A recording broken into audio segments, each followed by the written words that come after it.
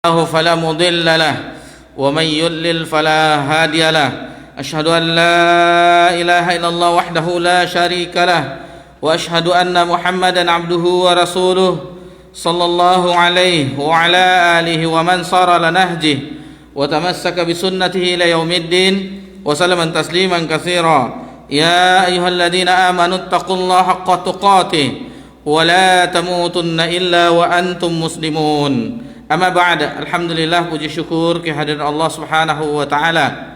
Allah Subhanahu wa taala senantiasa mencurahkan nikmat kepada seluruh makhluknya dan itu tidak pernah terhenti walaupun hanya sekejap mata.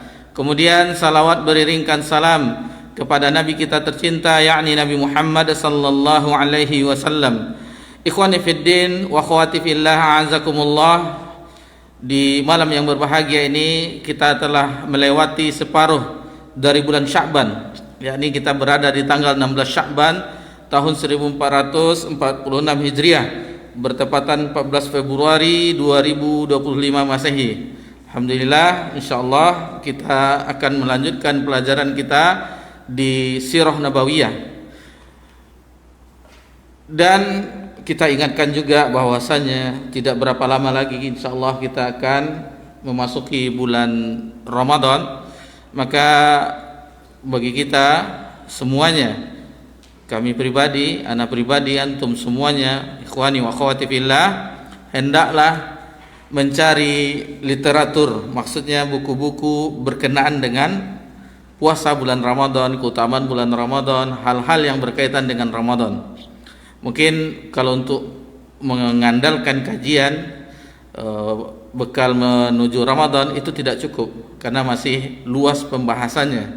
Dan ulama-ulama kita alhamdulillah di kitab-kitab fikih mereka atau kitab yang tersendiri, misalnya sifat siam Nabi sallallahu alaihi wasallam itu ada. Jadi kita yang menisbahkan diri ke manhaj salaf, bedanya dengan ikhwan-ikhwan atau saudara-saudara kita yang lain adalah kita bab al-ilmu qabla qaulu al-amal. Dia kata Imam Bukhari dalam sahihnya, bab berilmu. Istilahnya kita belajar dahulu sebelum berkata dan beramal. Sebelum Ramadan datang, maka kita persiapkan ilmu sehingga kita di bulan Ramadan itu menjadi hamba yang cerdas, hamba yang semangat, hamba yang tidak lalai, hamba yang mempergunakan kesempatan emas di bulan Ramadan sehingga berlalunya Ramadan menjadi hamba yang bertakwa. Sebagaimana firman Allah Subhanahu wa taala yang kita hafal semuanya, ya ayyuhallazina amanu kutiba alaikumusiyam kama kutiba alal ladzina min qablikum la'allakum tattaqun. Bayangkan Allah mewajibkan puasa, salah satu rukun Islam yang 5 itu dengan ada ibadah puasa sebulan penuh di siang harinya. Begitu juga solat-solat sunat di malam harinya. Dan setiap hari Allah membebaskan, paling banyak membebaskan hambanya di bulan Ramadan. Di mudah-mudahan kita termasuk dari hamba yang dibebaskan dari neraka, yang mendapatkan medali takwa, derajat takwa, dan mendapatkan ampunan dari Allah Subhanahu wa taala. Itu bukan bulan biasa seperti 11 bulan yang lainnya, tapi ini bulan yang begitu istimewa. Bagaimana seseorang tamu yang agung disambut. Berita barusan bagaimana tamu negara, Presiden Turki datang, bagaimana penyambutannya. Ini tamu yang agung Ramadan yang Allah anugerahkan kepada kita, tentunya kita menyambutnya dengan keimanan dan rasa harap pahala dari Allah, sebagaimana hadis Nabi dari Abu Hurairah dalam Sahih Bukhari dan Muslim, man shoma ramadhana imanan wa ihtisaban ghufira lahu ma taqaddama min dzambi. Barang siapa yang berpuasa dengan iman dan berharap pahala, maka Allah ampuni dosa-dosanya yang telah lalu. Jadi banyak sekali keutamaan. Bukankah di bulan Ramadan ini futihatu abwabul jannah, dibukanya pintu surga. Kemudian abwabun nar, ditutup pintu neraka, dan setan-setan dibelenggu. Banyak sekali keutamaannya, dan mudah-mudahan di pekan yang terakhir kita belajar, di pekan Jumat yang keempat, insya Allah kita mungkin membahas sekitar Ramadan. Mungkin tidak seluruhnya yang kita pelajari, tetapi walaupun itu tidak mungkin kita pelajari seluruhnya, kata ulama, mungkin sebagiannya kita bisa mempelajarinya, yang penting-penting, yang pokok-pokok, dan insya Allah akan dilengkapi dengan oleh ustadz-ustadz kita yang lain yang mengisi di sini. Mungkin sudah mulai tentang Ramadan yang dirindukan atau bekal menuju Ramadan dan seterusnya. Itu sekedar mengingatkan bagi kita telah melewati Sya'ban separohnya. Mudah-mudahan Allah berikan kita kesempatan berjumpa dengan Ramadan. Tentunya berbeda dengan tahun lalu, itu sudah otomatis berbeda dengan tahun lalu. Kenapa? Karena tahun lalu mungkin di antara kita masih ada yang bersama kita yang masih hidup, dan setahun sekarang dia telah meninggalkan kita, telah wafat. Orang-orang yang orang tua kita, saudara kita, tetangga kita, jamaah kita, dan itu sudah tidak ada di tahun ini. Jadi bagaimana pergantian satu tahun itu alangkah cepatnya. Perasaan kita berada di Ramadan yang lalu, yang masjid ini pertama digunakan di Ramadan tahun yang lalu ya Pak ya, pertama kan, itu perasaan baru berapa hari yang lalu, dan sekarang kita sudah masuk ke Ramadan di tahun ini insyaallah. Kita lanjutkan pelajaran kita di Sirah Nabawiyah, dan ini adalah pertemuan yang ke-29.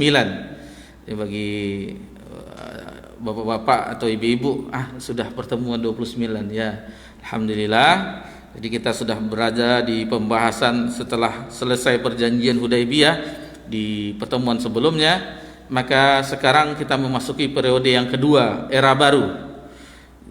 Meskipun sebagian sahabat tidak menyetujui dengan poin-poin dari perjanjian Hudaibiyah, termasuk Umar bin Khattab tidak menyetujui, karena isi poin tersebut secara kasat mata itu berpihak kepada orang Quraisy, seolah orang Quraisy yang dimenangkan. Sampai Umar mendatangi Nabi SAW, bukankah kita berada dalam kebenaran, mereka di dalam kebatilan? Bukankah engkau Rasulullah utusan Allah? Bukankah begini? Karena tidak senang hatinya dengan poin-poin perjanjian. Kan tetapi akhirnya dan beliau juga tidak senang menjumpai Abu Bakar. Bagaimana Nabi menjawab, itulah jawaban Abu Bakar. Dan akhirnya turunlah firman Allah Subhanahu wa taala surat Al-Fath, inna fatahna laka fatham mubina ila akhir ayat. Maka itu adalah janji dari Allah, pasti mendapati kemenangan.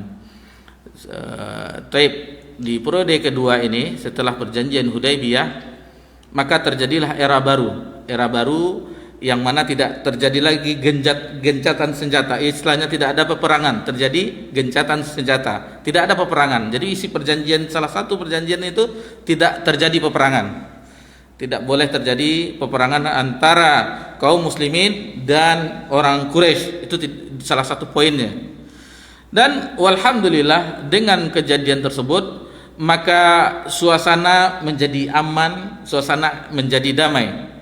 Dan tiga kelompok yang senantiasa memerangi Nabi sallallahu alaihi wasallam dan kaum muslimin ketika itu. Yang pertama, yang paling keras adalah Quraisy. Yang kedua Bani Ghatafan. Yang ketiga orang Yahudi. Itu tidak bisa berbuat apa-apa karena sudah melakukan perjanjian. Adapun Quraisy itu tidak bisa berbuat sama sekali. Karena poin-poin itu secara kasat mata itu mendukung mereka, berpihak kepada mereka. Sampai salah satu poinnya, seandainya ada yang hijrah pergi ke orang Mekah, pergi ke Madinah, itu dikembalikan. Sementara orang Madinah yang pergi ke Mekah itu tidak dikembalikan ke Madinah, tetap di Mekah. Jadi poinnya berat sebelah, kalau bahasa kita berat ke orang Quraisy. Jadi walaupun demikian, seolah-olah mereka yang dimenangkan dari perjanjian Hudaibiyah, Sulhul Hudaibiyah itu, tetapi dampaknya sangat luar biasa terhadap kaum muslimin. Dampaknya sangat mudahnya dakwah, berkembang syariat ini, didakwahkan kemana-mana, ke negeri-negeri lainnya. Ditambah dengan tidak ada terjadi kontak fisik peperangan. Bani Ghatafan tidak bisa keras seperti sebelumnya, karena sekutunya Quraisy sudah tidak terjadi lagi, tidak boleh terjadi peperangan.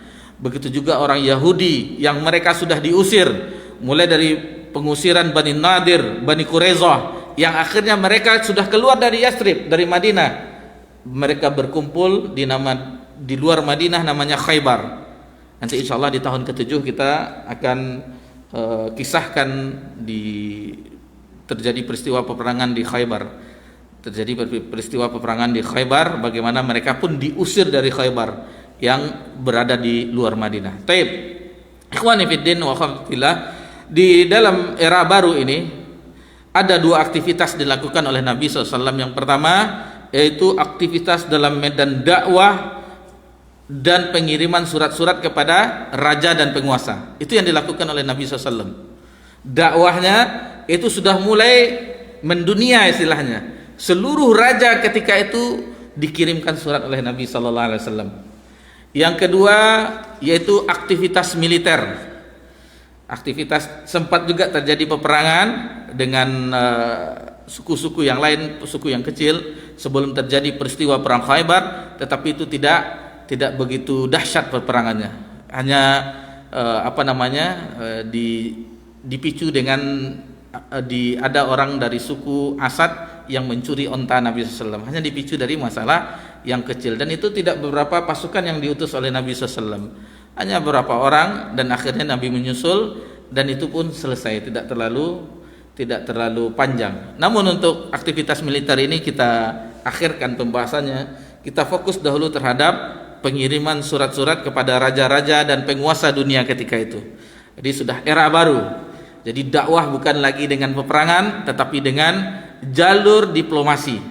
Jalur diplomasi, hubungan bilateral bahasa kita sekarang, politik dunia, itu yang dilakukan oleh Nabi SAW.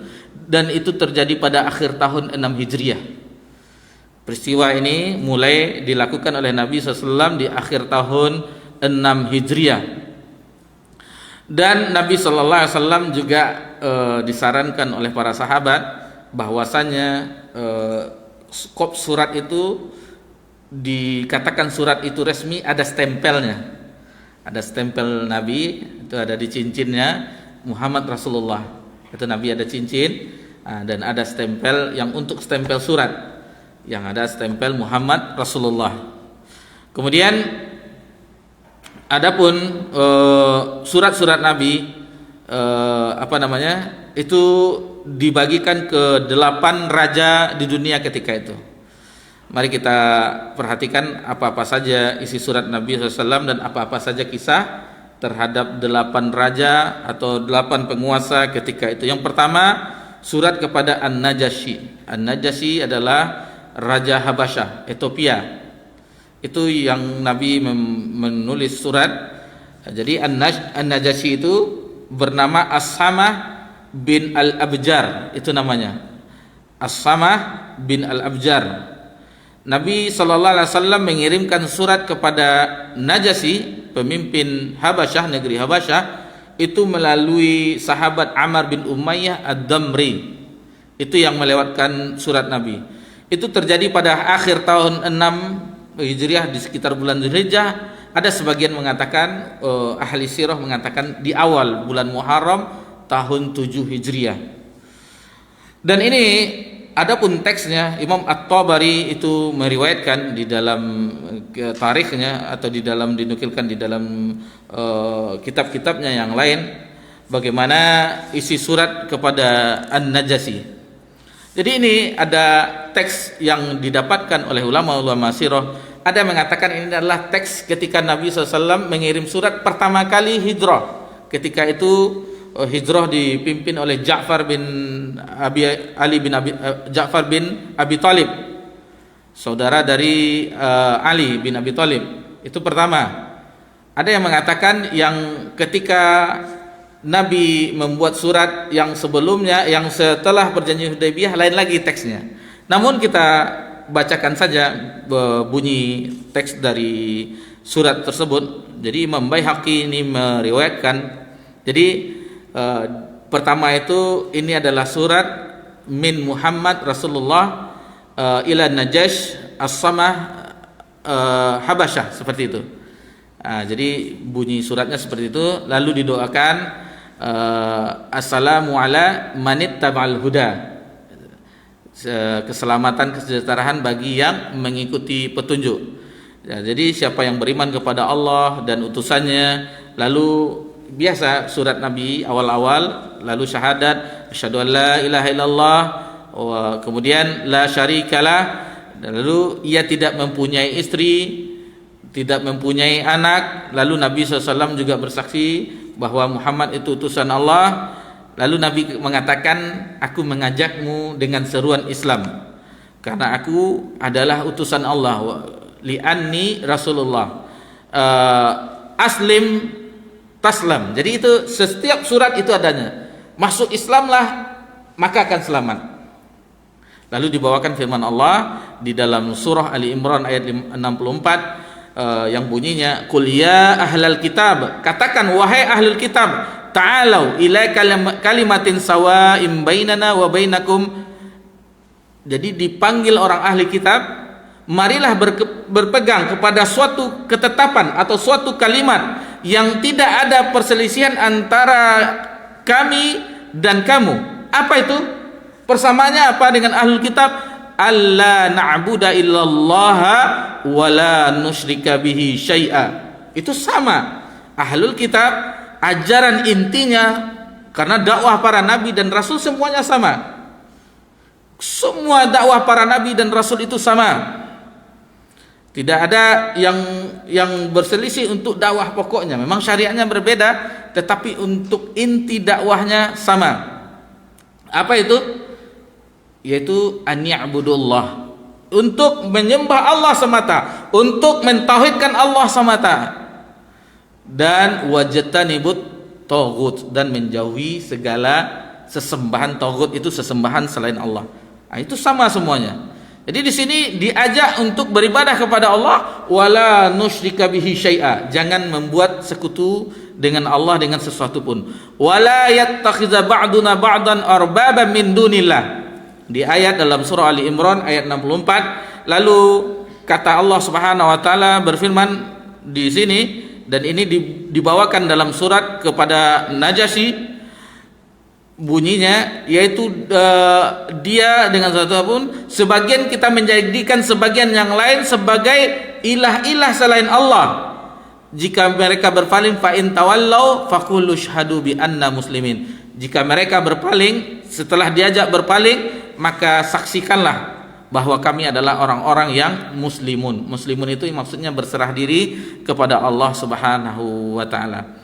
Apabila kamu menolak, maka kamu akan menanggung dosa orang-orang Nasrani dari kaummu. Nah, itu akhir surat dari Nabi sallallahu alaihi wasallam. Diteliti oleh ulama dari Paris, salah peneliti itu Dr. Hamidullah, seorang peneliti yang terkenal di zaman itu mencantumkan teks yang sebagaimana yang dinukilkan oleh Imam Qayyim. Jadi teksnya tidak seperti ini. Jadi doktor sejarah ini meneliti bahwasanya bunyi suratnya seperti ini. Awalnya ditulis Bismillahirrahmanirrahim, dengan nama Allah yang Maha Pengasih lagi Maha Penyayang, min Muhammad, dari Muhammad Rasulullah, kepada utusan Allah, ila Najasyi, kepada Najasyi, yaitu penguasa Habasyah. Semoga keselamatan terlimpahkan kepada orang yang mengikuti. Jadi assalamu ala manittamal huda amma ba'd. Jadi amma ba'du, kata Nabi SAW dalam suratnya, kepadamu aku memuji Allah, tidak ada Tuhan selain Dia, Raja yang maha suci, yang maha sejahtera, lagi menganuriniakan keamanan, rasa aman, yang maha memelihara. Aku bersaksi bahwa Isa putra Maryam. Jadi Nabi SAW dalam suratnya ini bersaksi bahwa Isa itu putra Maryam, dan Maryam itu ditiupkan ruh dengan kalimat Allah Subhanahu wa taala. Dia sampaikan kepada Maryam yang perawan suci, yang baik dan terpelihara. Nah, jadi itu kedudukan Maryam. Jadi diakui kedudukan, bukan seperti orang Yahudi. Kalau orang Nasrani dikatakan seperti itu murni sebelum dirubahnya Injil yang ada pada mereka, seperti apa yang dikatakan oleh Nabi sallallahu alaihi wasallam.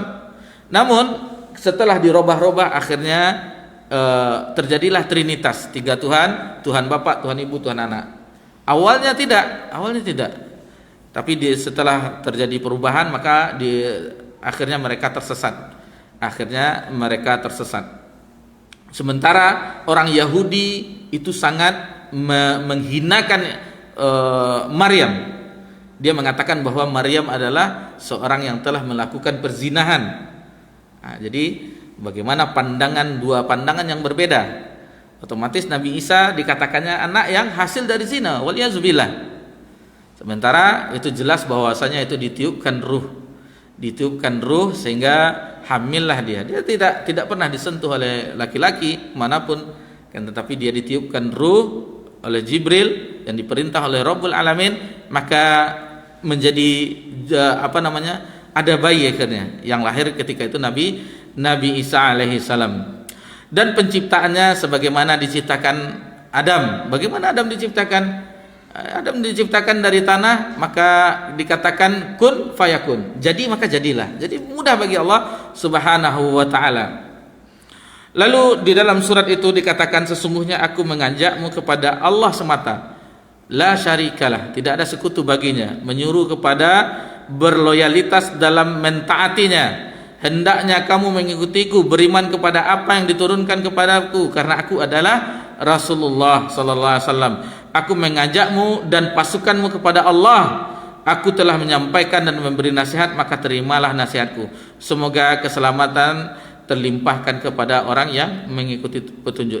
Ditutup lagi dengan assalamu ala manittaba'al huda. Keselamatan bagi orang yang mengikuti petunjuk. Jadi kalau kita mengucapkan salam di sini diambil hukum bahwasanya ketika misalnya kita ada rekan kerja kita, tetangga kita yang non muslim, yang tidak Islam, non muslim, maka untuk mengucapkan salamnya boleh menggunakan ini, assalamu ala manittaba'al huda, keselamatan bagi orang yang mengikuti petunjuk. Jadi jangan assalamualaikum warahmatullahi wabarakatuh, tapi assalamu ala manittaba'al huda. Dan itu juga diucapkan oleh Nabi Musa terhadap Fir'aun kalau tidak salah ketika itu, atau terhadap kaumnya yang belum beriman.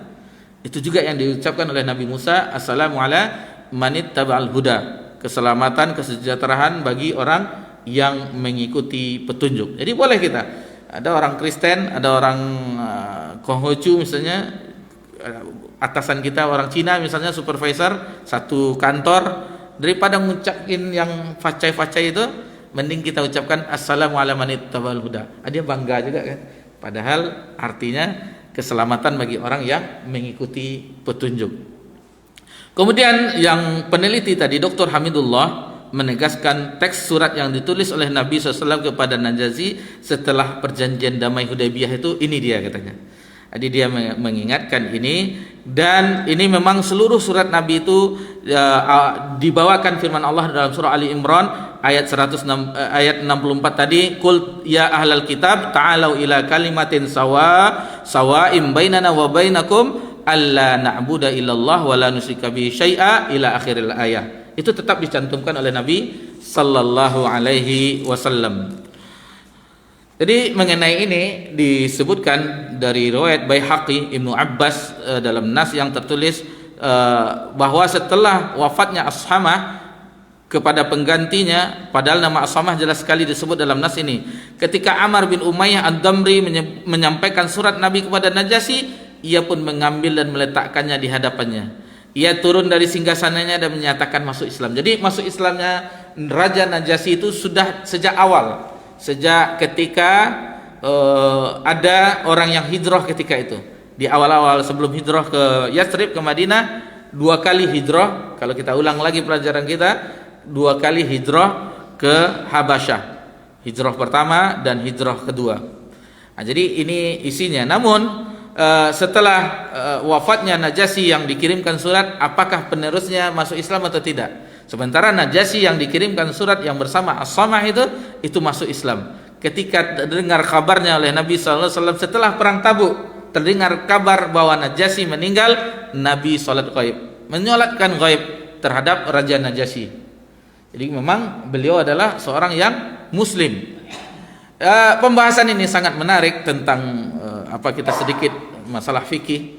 supaya kita tidak ragu-ragu di dalam mengenai salat gaib.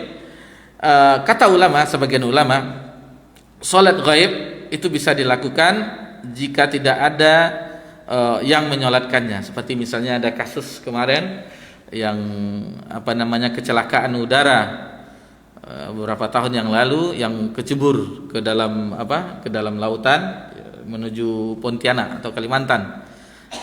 Salah satu maskapai, nggak usah kita sebutkan. Jadi itu boleh disolat gaibkan karena belum ada yang menyolatkannya. Kemudian ada juga pendapat yang seperti ini, seandainya sudah ada yang menyolatkan di negeri itu, maka tidak perlu lagi kita solat gaib. Misalnya salah seorang yang meninggal misalnya di Jawa, dia meninggal dan kita meyakini ada orang yang menyolati beliau jenazahnya di situ, maka itu tidak perlu kita sholat jenazah di sini lagi, karena sudah ada yang menyolatkan di situ. Kecuali dia meninggal misalnya di Kanada, dia misalnya ngambil S3 di situ, program doktoral, lalu meninggal di situ, negeri kafir yang tidak mungkin disolatkan misalnya. Tapi sekarang sudah ada komunitas di negeri-negeri Barat dan negeri Eropa, itu sudah banyak komunitas Islam. Meskipun secara seperti kita di Indonesia belum, misalnya mikrofonnya tidak boleh di luar dan seterusnya, tetapi sudah ada Islamic centernya. Tapi seandainya belum ada yang dikabarkan tidak ada yang menyolati, maka kita sholat gaib di sini.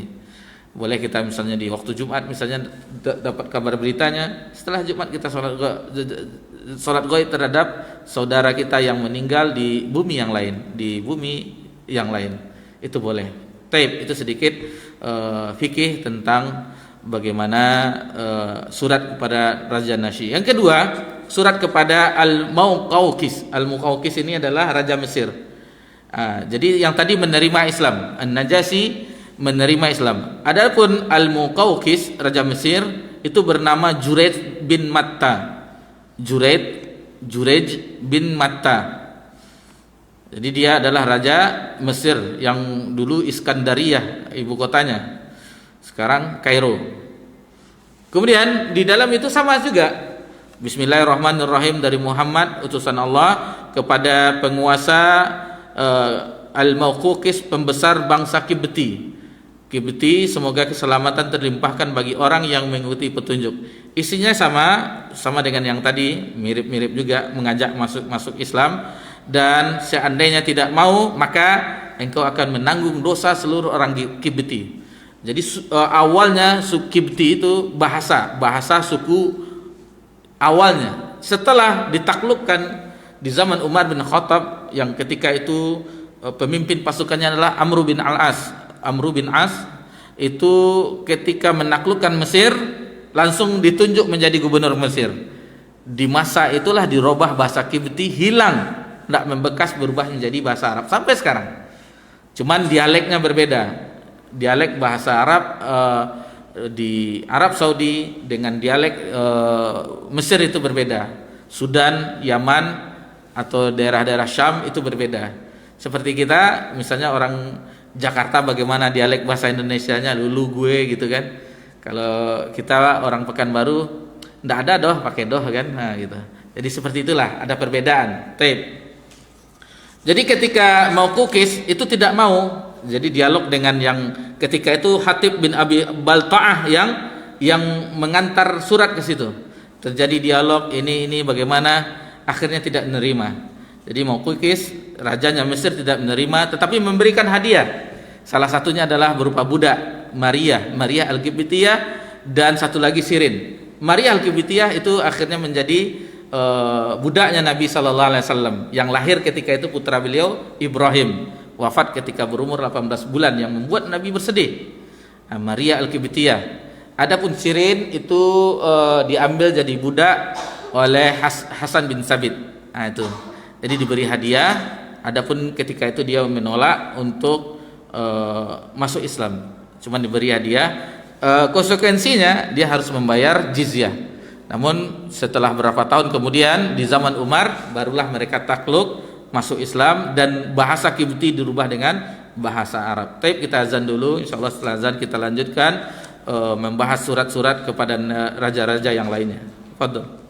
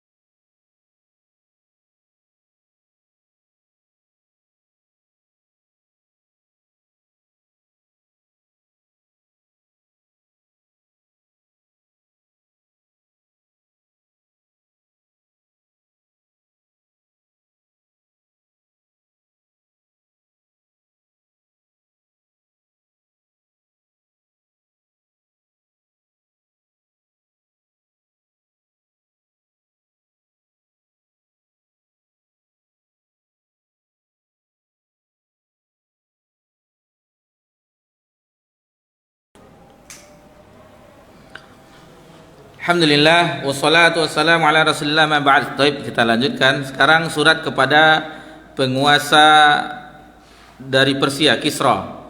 Kisra, raja Persia. Nabi SAW menulis kepada Kisra, raja Persia, sama Bismillahirrahmanirrahim. Kemudian ini dari min Muhammad Rasulullah. Kemudian ila Kisra azimu Farsi. Jadi ini surat ini dari Muhammad SAW kepada Kisra, penguasanya Persia. Lalu sama assalamualaikum tabal huda, lalu dibawakan juga firman Allah yang tadi qul ya ahlal kitab ta'alau kalimatin sawa'in bainana wa bainakum ila akhir ayat. Sama dalam surah Ali Imran ayat 64. Itu tetap dibawakan di setiap surat. Dalam surah Ali Imran di ayat 64. Namun ketika Abdullah bin Hudzafah As-Sahmi, ketika beliau yang ditugaskan mengantar surat itu kepada Kisra tidak menerimanya. Kisra Romawi tidak menerimanya, lalu menyobek-nyobek surat tersebut, disobek-sobek oleh Kisra, rajanya Persia. Lalu kata Nabi setelah mendengar itu kabar tersebut, bagaimana perlakuan Kisra terhadap surat tersebut, kata Nabi SAW, semoga Allah menyobek-nyobek, mencabik-cabik kerajaannya. Ternyata setelah itu ada kisah bahwasanya kawasan kekuasaannya sampai ke Yaman. Ada di situ orang yang agak kuat, diutuslah Badzan, pemimpin yang di bawah bawah kekuasaan Kisra Persia, Yaman. Karena jaraknya yang dekat dengan Madinah, maka diutuslah Badzan. Lalu begini. Kisra Romawi mengatakan, seandainya tidak, kami akan menghancurkan Madinah. Seperti itulah ancaman-ancaman. Kata Nabi SAW, kembalilah besok kata Nabi SAW. Jadi Nabi diminta oleh Kisra Romawi untuk mendatanginya ke kerajaannya, ke kekaisarannya. Datanglah besok. Dan itu akhirnya dikatakan oleh Nabi SAW di besok harinya bahwasanya terjadi pergolakan, pemberontakan di Kisra, yang mana anaknya dari Kisra itu sendiri itu membunuh ayahnya untuk merebut tahta, namanya Shiraweh. Jadi Shiraweh, putra mahkota, itu membunuh Kisra. Dan itu akhirnya ada berita oleh Badzan dibawa, dan Nabi mengetahuinya dari wahyu. Akhirnya Badzan pun dan orang-orang yang bersamanya di Yaman, orang-orang Persia yang bersamanya di Yaman yang di bawah kekuasaan Persia ketika itu masuk Islam. Karena tidak mungkin orang mengetahui kabar, pasti ada yang memberitahunya. Jadi akhirnya Badzan yang ketika itu diutus untuk menemui Nabi SAW agar menghadap Kisra, itu masuk Islam. Dan sampai sekarang Persia itu tidak ada kerajaannya. Sampai sekarang cuma negaranya ada, itu Iran sekarang, itu Persia. Dan bagaimana mereka akhirnya digunakan kesempatan itu sehingga terjadilah sekte yang besar sampai sekarang. Di situ adalah Syiah. Itu adalah buatan orang-orang yang Majusi, yang Yahudi, dan ingin merusak Islam dari dalam. Abdullah bin Saba yang mengikrarkan sekte Syiah. Dan walhasil itu berkembang sekarang di Indonesia, yang mengadu domba. Mereka kerjaannya mengadu domba. Dan berapa banyak sepanjang sejarah orang Syiah membuat makar di sepanjang sejarah. Mereka bisa merebut masuk ke Baghdad, itu orang Syiah yang sebagai mediasinya. Dan memang keimanan orang Syiah adalah taqiyah, berbohong, berdusta di depan kita lain yang diucapkannya, tetapi ketika mereka berkumpul dengan orang-orangnya, itulah yang dilakukan. Dan lihatlah bagaimana ritual-ritual mereka menyiksa diri sampai berdarah ketika mereka kalau tentang kematian Husain ini bukan berbelasungkawa, atau meratap. Itu meratap. Jadi mereka meratap akan kematian Husain. Sebenarnya apa yang mereka ajarannya mereka itu tidak sesuai dengan Sunni. Tapi belakangnya ada tokoh-tokoh yang menggabungkan antara Sunni dengan Syiah, itu tidak akan mungkin. Mana mungkin sesuatu berada di dalam kebatilan, dalam satu dalam kebenaran, itu tidak akan mungkin bersatu.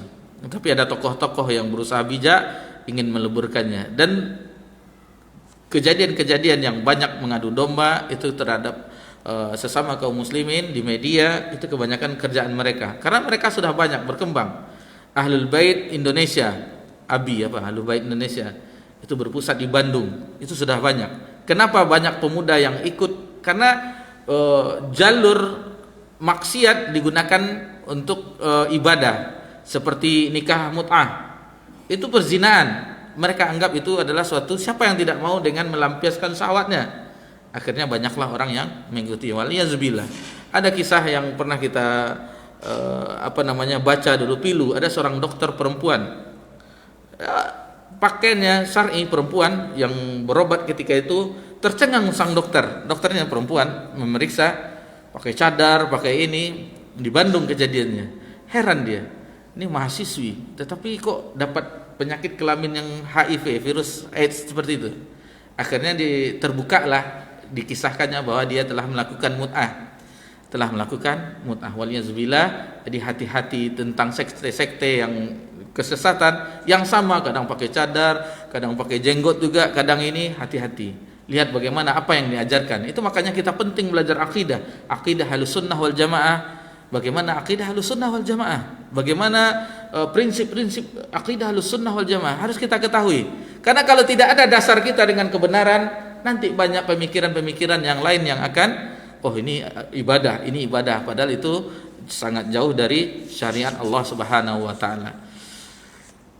Tentang Kisra, surat ke Kisra itu sudah kita lewati. Yang keempat, surat kepada Kaisar, yaitu Raja Romawi. Kaisar Raja Romawi, namanya Heraklius. Imam Bukhari ini terjadi percakapan yang panjang antara Heraklius dengan Abu Sofyan. Abu Sofyan ketika itu belum beragama Islam, pemimpin Quraisy setelah wafatnya Abu Jahal. Isi suratnya sama, cuman di sini ada perhatikan bagaimana Nabi menegaskan dakwah Nabi yang isi suratnya itu tegas. Karena Nabi salah satu mukjizatnya jawami'ul kalim, ungkapan yang sedikit tetapi memiliki makna yang luas. Aslim taslim itu tetap dibawakan oleh Nabi dalam suratnya. Masuk Islamlah maka selamat. Aslim taslim, masuk Islamlah maka selamat. Itu tetap. Dan begitu juga assalamu ala man ittaba'al huda. Kemudian firman Allah dalam surah Ali Imran tadi ayat 64, qul ya ahlal kitab ta'alau kalimatin sawa'in bainana wa bainakum, sampai akhir ayat itu tetap dinukilkan.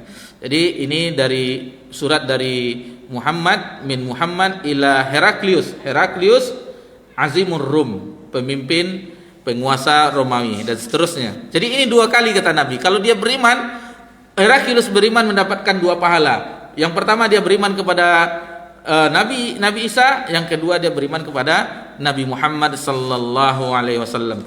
Jadi yang membawa surat adalah Dihyah bin Khalifah Al-Kalbi. Dihyah adalah seorang sahabat yang memiliki paras yang menarik, yang tampan. Jadi dia menyerahkannya kepada Busra, penguasa di Busra, dan Busra lah yang menyerahkan kepada Kaisar. Jadi ini Imam Bukhari membawakan dialog yang sangat panjang ketika Abu Sofyan dengan rombongannya melakukan perdagangan ke Syam, maka dimintalah beliau untuk mendatangi Kaisar. Lalu ditanya oleh Kaisar kepada, tentunya ada juru bahasa, ada yang menerjemahkan bahasa Arab dengan bahasa Romawi ketika itu. Lalu ditanyakan oleh Kaisar, siapa di antara kalian yang paling dekat nasabnya dengan orang yang mengaku Nabi itu? Lalu Abu Sofyan berkata, aku. Jadi Abu Sofyan mengatakan beliaulah yang paling dekat nasabnya. Kaisar berkata, dekatkan dia dariku. Jadi juga sahabat-sahabatnya lalu didekatkan agar terdengar suaranya agar jelas. Maka terjadilah dialog dengan Kaisar Romawi, antara Abu Sofyan dengan Kaisar Romawi. Lalu ditanyakan tentang bagaimana Nabi yang mengaku Nabi itu. Kata Abu Sufyan, demi Allah, kalaulah tidak karena takut menanggung malu jika ketahuan bohong, pasti aku berdusta tentang Nabi sallallahu alaihi wasallam, tentang Muhammad itu. Kan tetapi ini ada kaumnya, ada orang yang ikut rombongannya, otomatis dia tidak mau berdusta. Jadi beliau menjawab pertanyaan Kaisar itu dengan kejujuran. Jadi pertanyaan dari Kaisar Romawi, bagaimanakah nasab keturunannya menurut kalian? Di beberapa pertanyaan yang diajukan, dijawab oleh Abu Sufyan, dalam masyarakat kami dia memiliki nasab yang baik. Jelas keturunan Bani Hashim, keturunan Abdul Muthalib, jelas nasabnya yang baik, yang kalau orang Jawa mengatakan darah biru, orang keraton, seperti itulah. Lalu, apakah ada salah seorang di antara kalian yang pernah mengaku sebagai nabi sebelumnya? Dijawab oleh Abu Sufyan, tidak ada. Sebelum beliau belum ada yang mendakwahkan dirinya sebagai nabi. Lalu ditanyakan lagi, apakah ada di antara kakek-kakeknya yang menjadi raja? Tanyanya, tidak ada. Jawab dari Abu Sufyan, ia diikuti pemuka-pemuka masyarakat atau orang lemah. Dijawab, diikuti oleh orang lemah. Ini sedikit kisah kita awal-awal dahulu ketika dakwah ini sebelum semarak atau seramai sekarang. Itu rata-rata yang ikut dakwah itu belum hanya satu dua orang yang pakai mobil, masih banyak pakai kendaraan bermotor, dan masih ada yang menggunakan angkot. Dulu masih ada bus kota, angkot dulu. Kalau kajian Ustaz Armin rahimahullah di Gobah itu masih ada angkot biru itu, turun di Gramedia sekarang, lalu jalan kaki ke Masjid Akramunas Unri Gobah. Begitu juga dulu ada kajian Ustaz kita, Ustaz Maududi di Al-Madinah. Dahulu bukan masjid itu, yang di belakang ini Bapak mungkin tahu, musola dulu yang kantor sekarang. Nama musolanya Baitul Makmur kalau tidak salah. Masih ingat Bapak ya? Itu Sahih Muslim di situ dipelajari. Jadi yang pakai mobil itu bisa dihitung. Jadi pengikutnya yang lemah awalnya. Ini dikatakan oleh Abu Sufyan yang dari kalangan budak yang banyak dahulu. Bilal ini, begitu juga ini dakwah ini. Jangan dilihat sekarang, kalau sekarang kita ke RJ itu Fortuner, Alphard dah biasa fakir. Dahulu orang-orang lemah yang ikuti, dan ada yang masih pakai angkot dahulu. Ini kita saksikan dahulu bagaimana awal-awalnya dakwah ini. Begitu juga Nabi SAW ketika mendakwahkan awal-awalnya juga orang-orang lemah. Tetapi alhamdulillah banyak yang ikut mengaji dengan sumbangan harta mereka yang Allah lebihkan untuk mereka. Mudah kita yang tidak diusir lagi mengaji, alhamdulillah. Itu sama Ustadz Abu Zubair, kajian beliau pindah ke sini.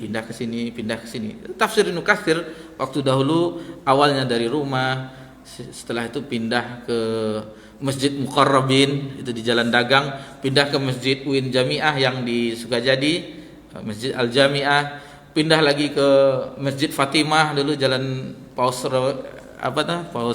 Residen itu, akhirnya pindah ke Umar, sekarang tadi mana lagi hilang kajian. Seperti itu. Tapi sudah ada masjid sendiri, alhamdulillah tidak diusir. Masjid besar-besar lagi kan, alhamdulillah. Itu nikmat dari Allah Subhanahu wa taala. Dan sekarang untuk jadwal khutbah Jumat itu kalau kita lihat info itu sudah puluhan. Dan termasuk masjid kita juga di sini saja, sini Al Furqon, terus di Al Madinah, Mukhlisin Pandau Mubarakah di mana sampai ke atas Taratak Buluh Masjid Raudhah, itu baru jurusan sini kan, Al Musafirin bandara kan. Alhamdulillah mudah sekarang untuk mencari masjid-masjid yang tidak diusir lagi kita kajian, alhamdulillah. Lalu ditanya oleh Kaisar kepada Abu Sufyan, mereka semakin bertambah atau semakin berkurang? Lanjutnya semakin bertambah. Lihatlah dakwah ini semakin bertambah. Dari mana kita tahu? Coba datang ustaz dari luar, misalnya Ustaz Syafiq, itu tak muat masjid RJ itu. Berapa lapis parkirnya sampai tembus saya itu. Jadi kalau kajian Ustaz Syafiq itu sengaja terlambat. Kenapa? Parkir di luar, di Indomaret atau di apa supaya pulang nanti mudah keluarnya. Kalau enggak susah parkir. Kalau enggak bawa sepeda motor. Kemudian ditanyakan lagi, apakah salah seorang di antara mereka ada yang murtad karena benci kepada agama setelah ia memeluknya? Tidak ada, jawabku. Kalau kita orang sudah ngaji, mungkin futur atau apa, atau mungkin tidak kuat imannya, tidak mempelajari akidah, usul, akhirnya kembali lagi, cekur jenggot lagi, celananya isbal lagi, dan seterusnya. Itu ada kita saksikan. Karena tidak selamanya orang itu istiqomah. Itu makanya selagi kita bisa istiqomah di jalan ini, jalan kebenaran, dan kita yakini kebenaran. Kenapa? Karena jelas dalilnya. Siapa yang kita ikuti, manhaj salaf, tidak ada ragu-ragu. Karena jelas dalilnya. Itu bukan dakwah ustadz mengajak ke ini, tidak. Al-Quran dan hadis yang menjelaskannya. Al-Quran dan hadis itu jelas dalil-dalilnya. Ini bukan seruan dai-dai, syekh-syekh atau ulama-ulama, enggak, tetapi Allah agar mengikuti orang-orang para muhajirin dan ansar. Dan Nabi sendiri dari lisan yang mulia, khairun nas qarni, sebaik-baik manusia itu adalah di zamanku. Itu zaman siapa sih itu? Itu para sahabat radhiyallahu anhum ajma'in. Kemudian dikatakan lagi, ditanya lagi oleh Kaisar, pernahkah kalian menuduhnya berbohong sebelum ia mengaku nabi? Tidak, jawab. Kan malahan beliau digelari Al-Amin, orang yang dipercaya. Pernahkah ia berkhianat? Belum pernah, jawab dari Abu Sufyan. Abu Sufyan, aku tidak bisa menyusupkan suatu pernyataan negatif selain kalimat itu. Jadi kata Abu Sufyan, memang yang jujur-jujur apa adanya yang diberikan jawaban. Lalu ditanya lagi, apakah kalian memeranginya? Dijawab, ya. Dia berkata, bagaimana peperangan antara kalian dengannya? Perang antara kami dengannya seimbang. Kadang dia menang, kadang kami yang menang. Di perang kita sudah pelajari, di perang awal-awalnya Badar menang kaum muslimin, di perang Uhud kalah, seperti itu. Ada yang menang, ada yang kalah. Apa yang diperintahkan kepada kalian, kata Kaisar Romawi? Dijawab oleh Abu Sufyan, ia mendakwahkan untuk menyembah Allah semata, mentauhidkan Allah. Janganlah kalian mempersekutukannya dengan sesuatu pun. Tinggalkan apa yang dikatakan oleh leluhur kalian, jangan diikuti yang leluhur itu. Ia memerintahkan kami melakukan salat, berkata jujur, menjaga kehormatan, dan menyambung tali silaturahmi. Kemudian kepada penerima ia berkata, katakan kepadanya, aku tanyakan padamu tentang nasab keturunannya, lalu kau sebutkan bahwa ia mempunyai nasab yang mulia. Begitulah memang para rasul diutus dari keluarga yang mempunyai nasab luhur di antara kaumnya. Aku tanyakan padamu, apakah ada seorang dari kalian yang menyerukan kepada hal sebelumnya? Kamu jawab, belum pernah. Katakan, bila ada orang yang pernah menyeru kepada hal ini sebelumnya, niscaya aku akan berkata, ia cuma mengikuti perkataan pernah yang diucapkan sebelumnya. Aku tanyakan, apakah kakek-kakeknya ada yang pernah menjadi raja? Aku jawab, tidak. Kau jawab, tidak. Engkau jawab, tidak. Bila ada di antara kakeknya yang pernah menjadi raja, pasti aku katakan, ia hanya ingin mengembalikan kekuasaan dari keturunannya, leluhurnya. Lalu ditanyakan, ini Kaisar mengatakan kepada penerjemahnya, tolong sampaikan ke Abu Sufyan ini ungkapan. Aku tanyakan kepada kalian, apakah yang sebelumnya ada yang menuduhnya berdusta sebelum menjadi nabi? Engkau pun menjawab, belum pernah. Aku tahu tidaklah mungkin ia meninggalkan perkataan dusta kepada manusia, kemudian ia berani berbohong kepada Allah. Lalu ditanyakan tentang pemuka-pemuka masyarakat. Jadi jawaban itu, apapun yang ditanya tadi, kita ringkas saja. Yang ditanyakan tadi oleh Kaisar Romawi itu semuanya memang sesuai apa karakteristik utusan Allah. Seorang nabi itu memang seperti itu. Apakah dia bertambah atau berkurang? Bertambah terus. Apakah ada yang murtad? Tidak ada yang murtad. Bahkan disiksa pun seperti Bilal, Khabbab al-Aras itu disiksa, tidak mau, tetap ahad, tetap kuat dengan keimanannya. Dan itu seterusnya, kita singkat saja. Maka diambil surat Rasulullah SAW, dibacanya. Setelah selesai membaca surat Rasulullah SAW, ramailah suara-suara, dan kami pun diperintahkan keluar. Abu Sufyan berkata, aku katakan kepada sahabat-sahabatku ketika kami keluar, sungguh perkara agama anak Abi Kabsyah, maksudnya Nabi Muhammad SAW, ini semakin kuat, katanya. Sudah nampak dampaknya, gemetar orang di Kaisar Romawi. Sungguh ia ditakuti raja-raja kulit kuning. Maksudnya orang-orang kulit kuning, maksudnya orang-orang Eropa. Maka aku senantiasa selalu meyakini perkara Rasulullah bahwa akan meraih kejayaan hingga akhirnya Allah memasukkanku ke dalam agama Islam. Jadi beliau masuk Islam itu di tahun ke-8 setelah terjadi penaklukan kota Mekah. Inilah yang dilihat oleh Abu Sufyan, pengaruh surat, dan bagaimana sebenarnya sebenarnya mau mengakuinya. Bahkan dia ingin membasuh kaki Nabi sallallahu alaihi wasallam. Kaisar Romawi ingin membasuh, cuman ketika dikumpulkan, ditutup pintu kerajaan, semua istana, yang ada hanya pembesar-pembesar, uskup-uskup, ahli-ahli, pendeta-pendeta mereka. Lalu dikatakan maksudnya agar beriman kepada Nabi SAW. Seluruhnya bergemuruh. Ada apa gerang ini. Tetapi Kaisar memilih kerajaannya daripada keimanan. Kata Kaisar ketika itu, aku hanya menguji kalian. Aku hanya menguji saja. Aku tidak ikut agama orang itu, orang Arab itu. Sebenarnya hatinya mengimani. Karena surat itu disimpannya baik-baik, tidak disobek-sobek, dikoyak-koyak seperti orang Kisra Romawi, Persia tadi. Akhirnya sampai sekarang kerajaannya utuh. Romawi sampai sekarang masih ada Roma. Jadi kerajaannya tetap utuh karena menyimpan surat dari Nabi sallallahu alaihi wasallam. Jadi itulah kisahnya surat terhadap Romawi. Baik. Adapun yang kelima, surat kepada Al-Munzir bin Sawi.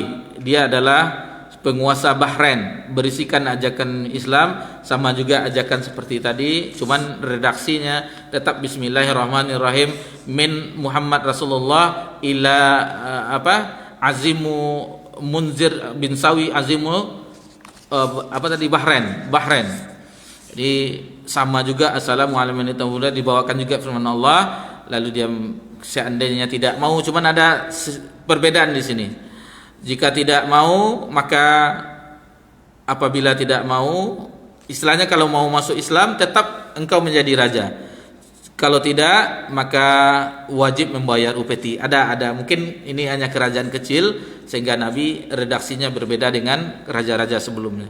Kemudian yang keenam, surat kepada Hauzah bin Ali, penguasa Yamamah. Yamamah adalah sebuah kerajaan ketika itu, dan di sini sama isi suratnya assalamualaikum aslim taslim, masuk Islamlah maka selamat. Tetap itu didakwahkan oleh Nabi sallallahu alaihi wasallam, dan ini menerima akhirnya.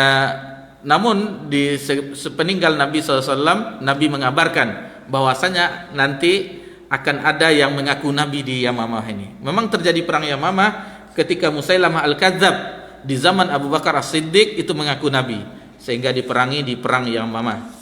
Yang ketujuh, surat kepada Al-Haris bin Abi Syamsir Al-Ghassani, penguasa Damaskus. Sekarang Suriah. Dahulu satu negeri, kegubernuran di zaman Umar itu gubernurnya Muawiyah. Syam, Lebanon, Palestina, Suriah, apa satu lagi? Yordan. Itu satu kegubernuran Muawiyah. Itu Mesir Amr bin As gubernurnya, sudah beda lagi. Isinya sama, tetap mengajak, dan yang di sini dikatakan bahwasanya dia memberikan Nabi pakaian, uang, dan seterusnya. Ini berarti beliau menolak secara halus, tetapi terhadap utusan yang membawa surat itu diberikan semacam hadiah, sebagaimana pemimpin Mesir tadi bahkan memberikan budak perempuan Maria Al-Qibtiyah. Yang kedelapan, yang terakhir, surat kepada Raja Oman Jaifar, dan begitu juga saudaranya Abad. Ini muallif rahimahullah taala Syekhur Rahman Al-Mubarak Furi membawakan dialog yang panjang dengan Amr bin As. Itu dialog yang panjang, apa saja yang intinya akhirnya bagaimana apa saja yang diperintahkan, ada sholat, ada ini, ada zakat, dan seterusnya.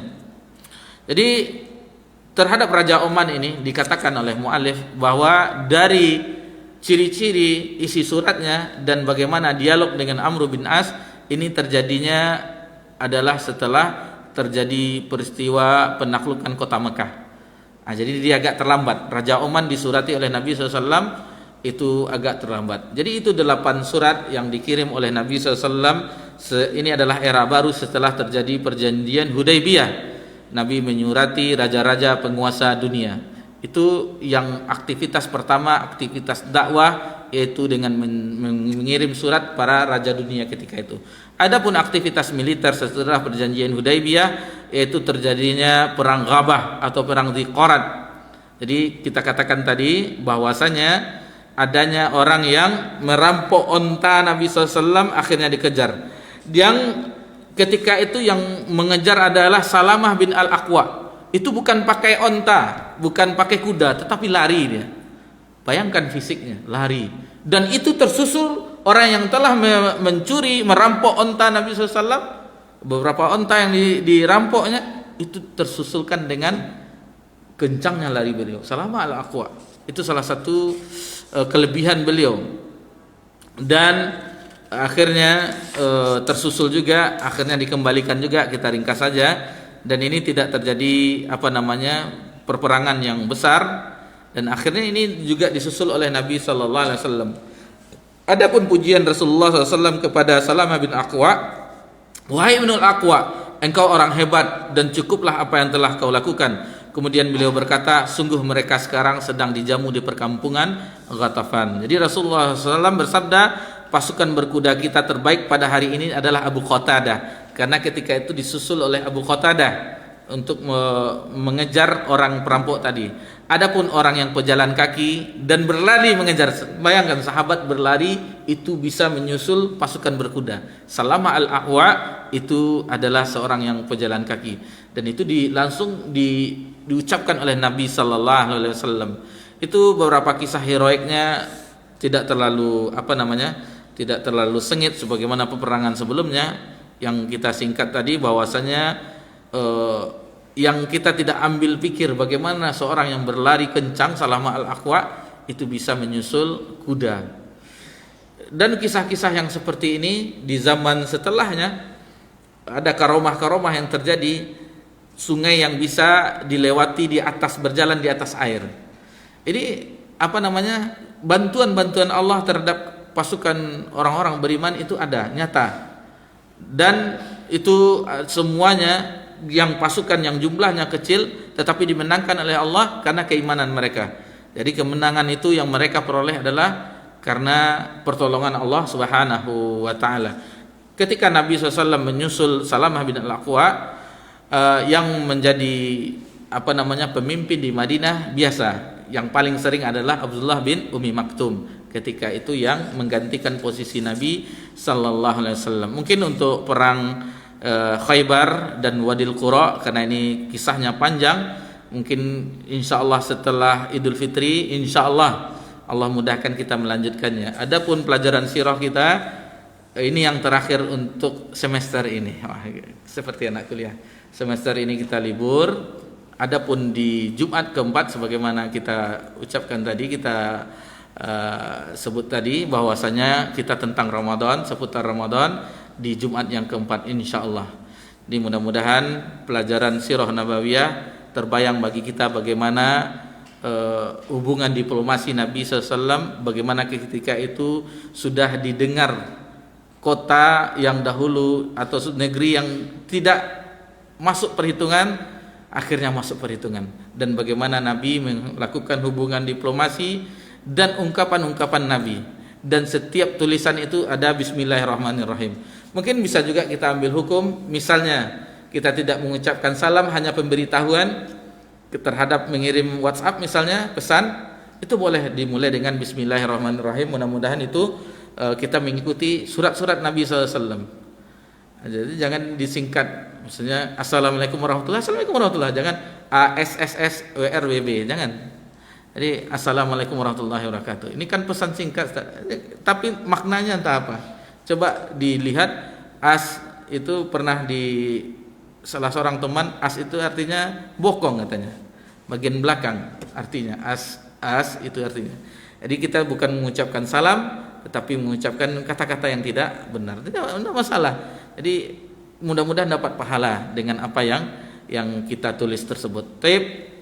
Demikian saja yang kita bisa pelajari. Mudah-mudahan Allah mudahkan kita membahas di pertemuan Jumat yang keempat tentang persiapan Ramadan, dan mudah-mudahan Allah memberikan kita taufik, keimanan yang kuat, semangat yang membara, yang setiap detik-detik di bulan Ramadan kita gunakan untuk beribadah kepada Allah Subhanahu wa taala. Subhanakallahumma wa bihamdika asyhadu an la ilaha illa anta astaghfiruka wa atubu ilaik. Wassalamu ala nabi Muhammad sallallahu alaihi wasallam wa ala alihi washabbihi ajmain. Walhamdulillahirabbil alamin. Wassalamualaikum warahmatullahi wabarakatuh.